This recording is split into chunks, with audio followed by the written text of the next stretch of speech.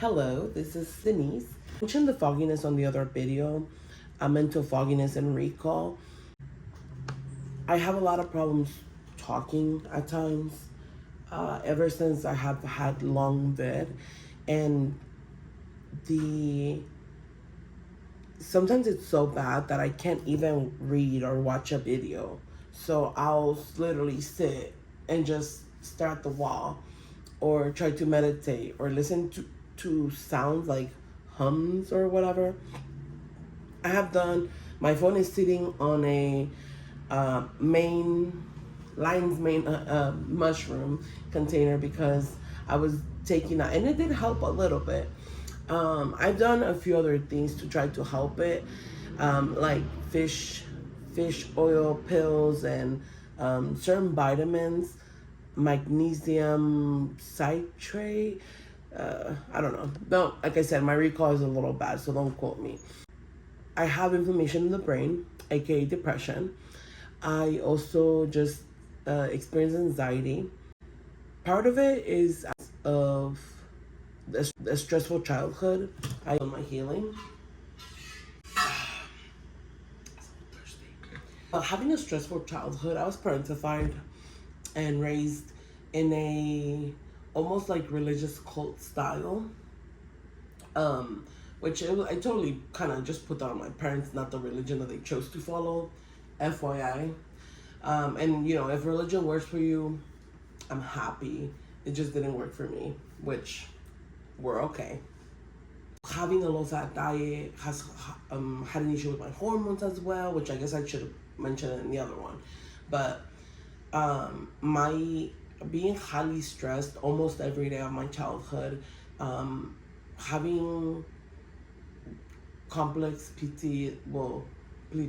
post-traumatic stress disorder has and anxiety, and then later on I realized and came to find out that I'm also autistic.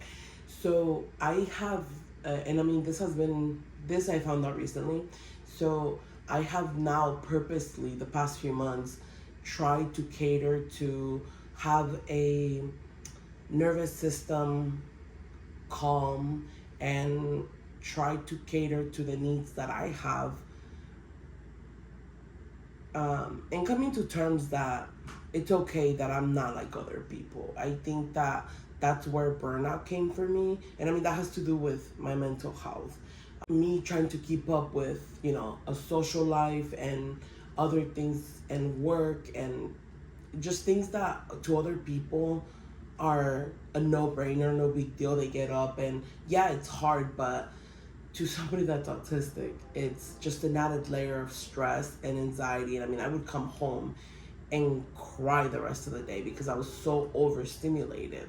This happened after I had long COVID, right? Like before I had COVID, my life was pretty normal. I feel like anybody else. I got up, went to work, came home. I meal prepped then, and I went to work out.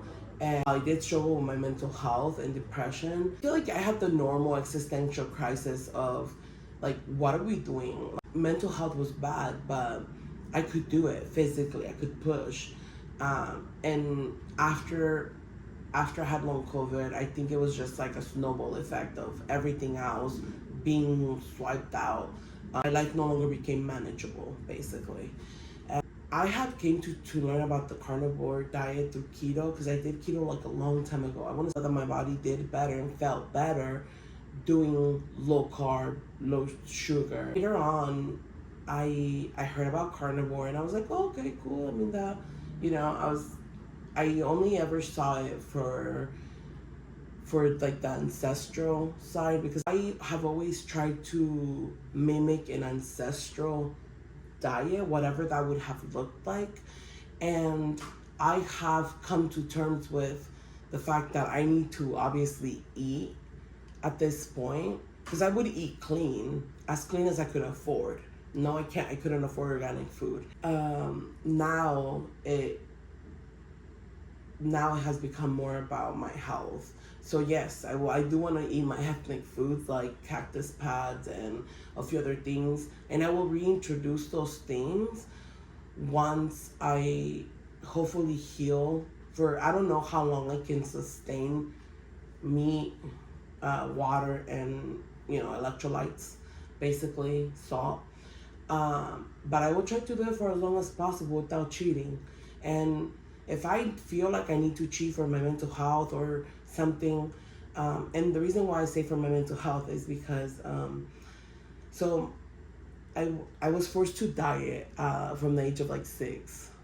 My mother wanted a string bean daughter, like a thin daughter, and I was not that. I was not fat or overweight when I was a kid, but that's not what my mother wanted. So I definitely learned, and I dieted my entire childhood.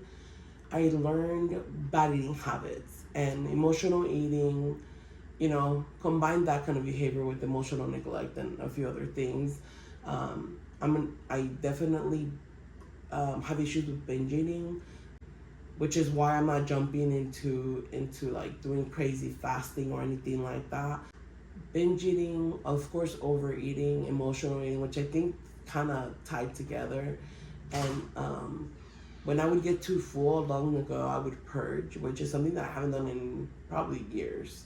It was that I would eat so much that I'd be so full that I would actually need to relieve my physical body of it, so that I didn't feel like I was full, which I'm happy and proud of myself for the progress that I've already made. I have been working extremely hard to get to the place that I am today. So I'm proud of where I am. I'm easing into carnivore because of my eating disorder history. At this time, I'm consuming pork, chicken, of course beef, and I did purchase some processed stuff like all beef hot dogs that once those finish, I won't be purchasing anymore for myself, or at least that's what I'm gonna try to do, right? We don't know. I don't hold myself to a perfection mode because that's harmful. That's not gonna help me be successful in the long run. I'm trying to do the best that I can with the resources that I have to try to live a inflammation free life, and I can go back to having a more energy in my life. And I can't wait to look back on this video and feel so proud of myself.